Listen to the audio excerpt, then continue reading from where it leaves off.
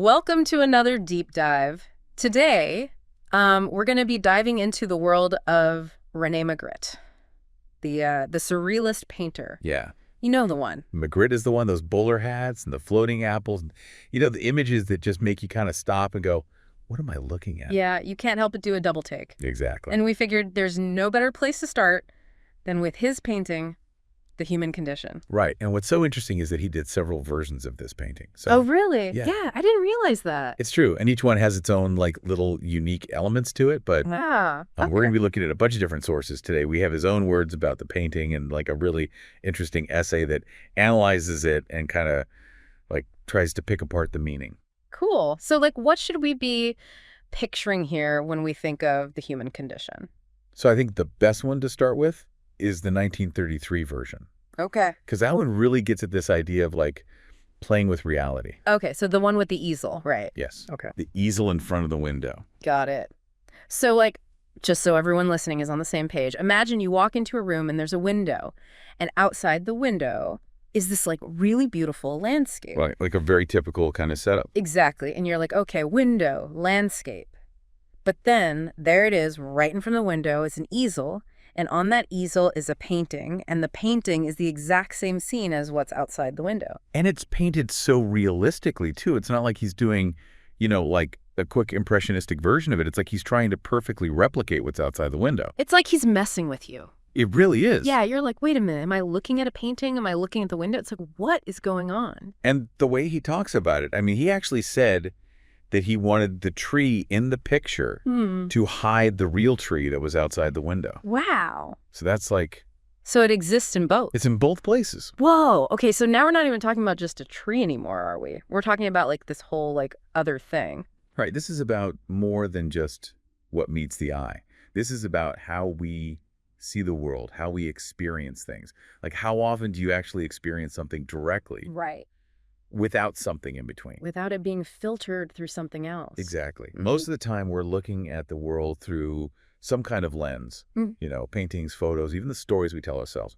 All of that changes how we understand what's real. Yeah. It's like he's saying, look, we're always looking at a representation of something, aren't we? It's always filtered. Yeah, and that's really what he's getting at with this title, The Human Condition. Okay. It's this idea that we're always trying to reach out and grab reality, Yeah. but there's always something in the way. Always something in between. Exactly. Like we can never really touch it directly. So then how can we even talk about reality as if it's something separate from all those layers? Right. Like how can you ever really separate those things? And the essay we were talking about earlier, it uses this phrase false premise, which I thought was interesting because it's like we go into this looking at the painting and we just assume oh, the landscape outside, that's the real thing. And the painting on the easel, that's just a copy. Because we're so used to thinking about a window that way. Exactly. We just take it for granted. We don't even think about it. But Magritte's like, hold on a second. I made both of those things. It's all a construction. It's all on the same canvas. So what are you even calling real at that point? It makes you question everything. It really does. It's like he's saying, don't be so sure about what you think you're seeing. What you think is real might just be another layer of, of something else, of representation. And he does this in a lot of his work. Yeah. Have you ever seen The Son of Man?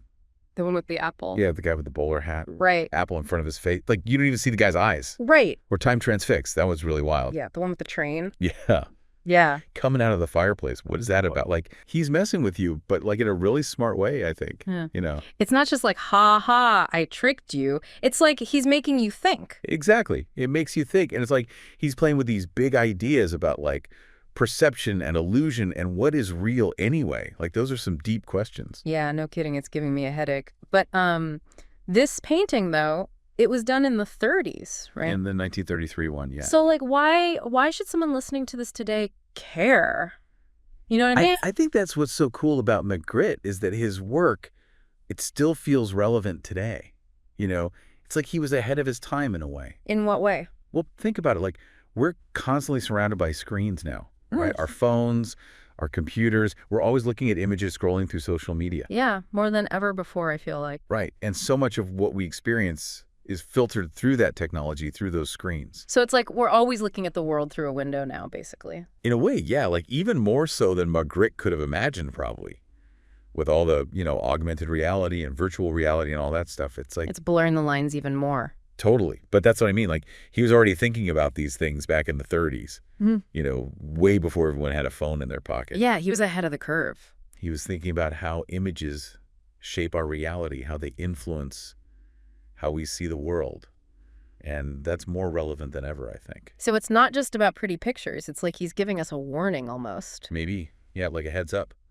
Be careful what you consume, because it's going to affect how you see things, how you understand the world. Don't just accept everything at face value. Exactly. Think critically about the images you're seeing, like who's creating them and why. What are they trying to tell you? It's like he's giving us this toolkit for navigating a world that's just saturated with images and information. Right. And reminding us that we always have a choice about what we believe, what we internalize. We have more power than we think. We do. We're not just passive consumers of information. We can choose how we interpret it, how we let it affect us. So it's not all doom and gloom then? Not at all.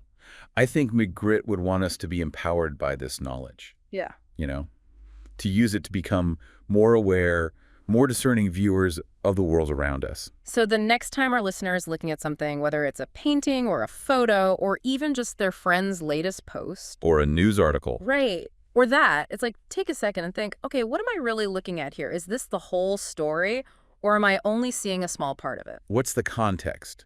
What's the motivation behind this image? Who benefits from me seeing it this way? It's about asking those questions. Exactly. And being okay with not having all the answers. That's deep.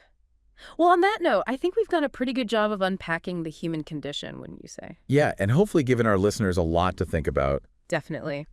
And if you're curious to learn more about Magritte and his thought-provoking work, we encourage you to check out the sources we used for this deep dive. We'll have links to everything on our website. There's a whole world of surrealism out there to explore. Exactly. So until next time, keep those minds open, keep asking those questions, and we'll see you on the next deep dive.